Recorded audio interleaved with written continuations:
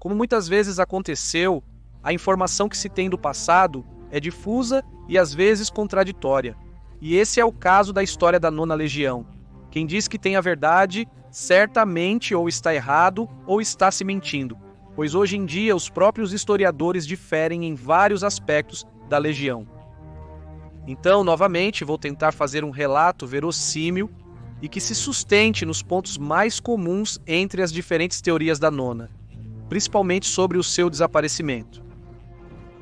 No ano 65 a.C., Pompeu criou na Espanha a Nona Legião, ao mesmo tempo que a Sexta, Sétima e Oitava.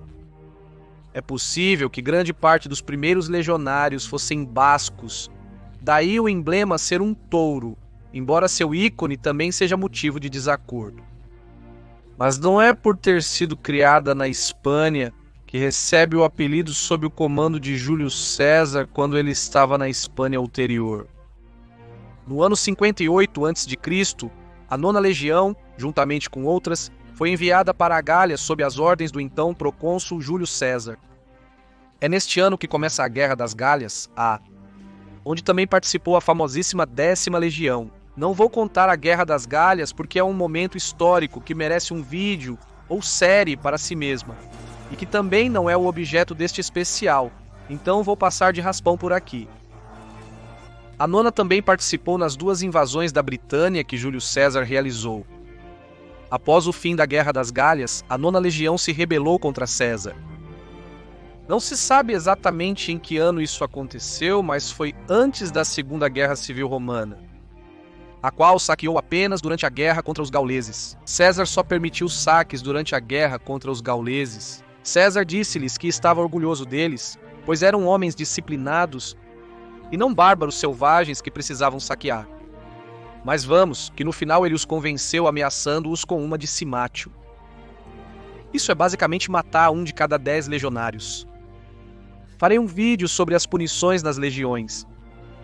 O link estará na descrição e no topo deste vídeo quando pronto. A Nona finalmente implorou por perdão e não foram dizimados.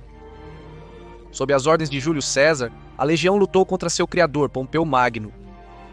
De fato, participaram na Batalha de Farsália, que coroou Júlio César como vencedor da Guerra Civil, embora seja verdade que ainda haveria grandes focos de resistência.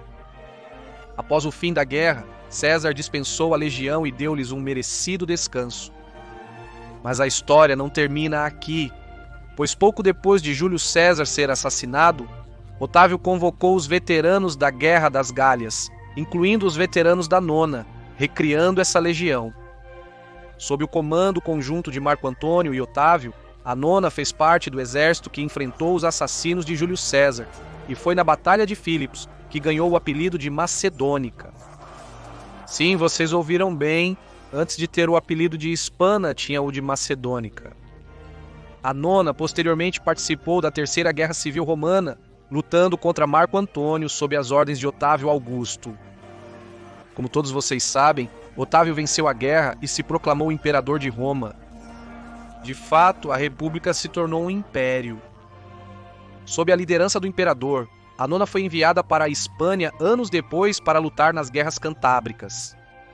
E cântabros, lutando para anexar essas terras ao Império Romano.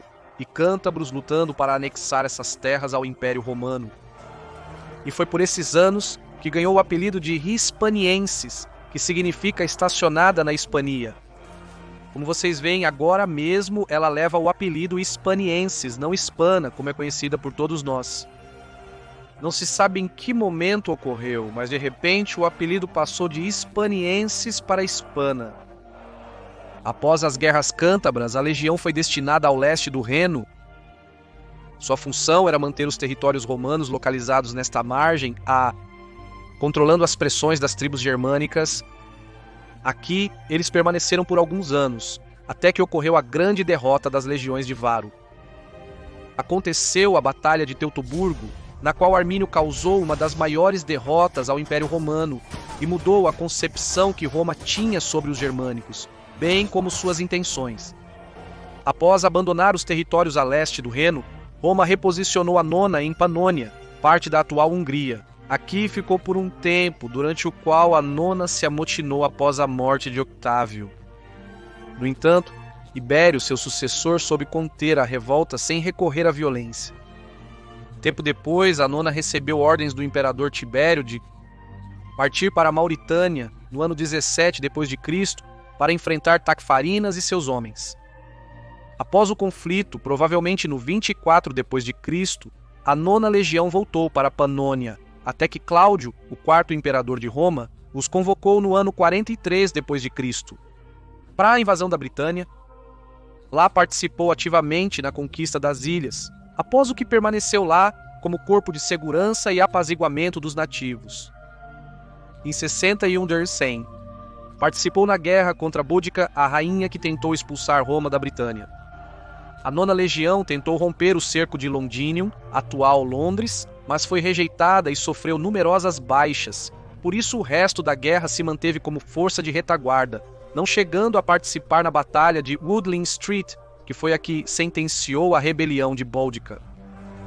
A Nona foi reforçada com tropas da Germânia Superior e Inferior.